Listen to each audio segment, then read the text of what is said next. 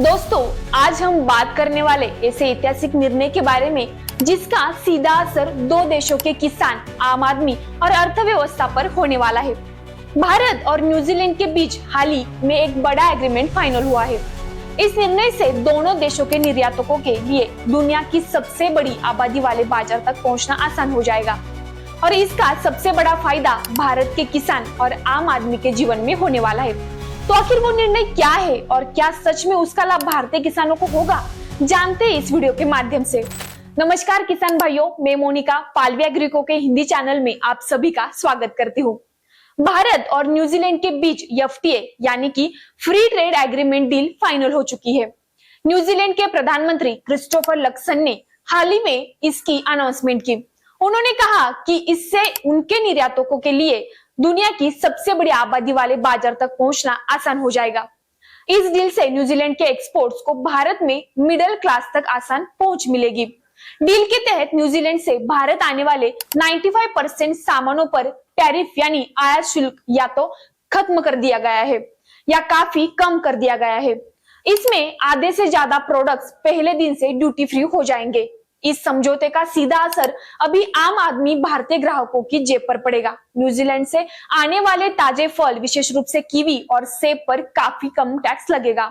इसके अलावा ऊन और उससे बने प्रोडक्ट्स, लकड़ी और कुछ खास किस्म के डेयरी आइटम भी सस्ते हो जाएंगे।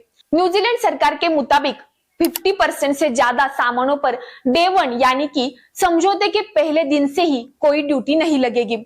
इसका मतलब है कि अब से न्यूजीलैंड से आने वाले आधे से ज्यादा सामान बिना किसी एक्स्ट्रा टैक्स के भारतीय बाजार में बिक सकेंगे। इससे भारत के तेजी से बढ़ते मिडिल क्लास के लिए विदेशी फल, वाइन और अन्य डेयरी प्रोडक्ट सस्ते होने की उम्मीद है। भारत और न्यूजीलैंड के बीच इस व्यापारिक समझौते को लेकर बातचीत 10 साल से रुकी हुई थी।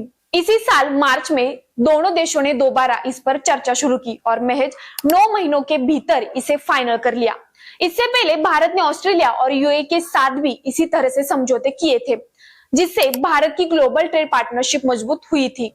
भारत ने पिछले 5 साल में 7 फ्री ट्रेड डील साइन किए। इस डील भारतीय किसानों को, एक्सपोर्ट और फूड इंडस्ट्री को भी फायदा होगा, लेकिन सरकार ने यह संतुलन भी रखा है। भारत के डेयरी किसानों को नुकसान ना हो, इसलिए दूध और दूध से बने उत्पादों पर अभी पूरी छूट नहीं दी गई है।